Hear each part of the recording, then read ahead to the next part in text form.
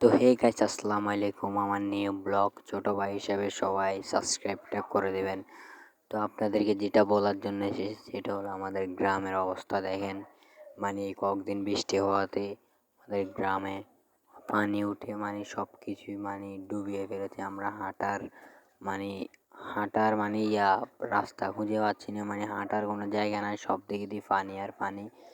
তো ছোট ভাই হিসেবে আমার ব্লগটা অবশ্যই মানে দেখবেন, ফুল ভিডিওটা দেখবেন, অবশ্যই সাবস্ক্রাইব করে দেবেন। তো আপনাদেরকে আমাদের এলাকার সৌন্দর্যটা দেখাচ্ছি, তো দেখেন।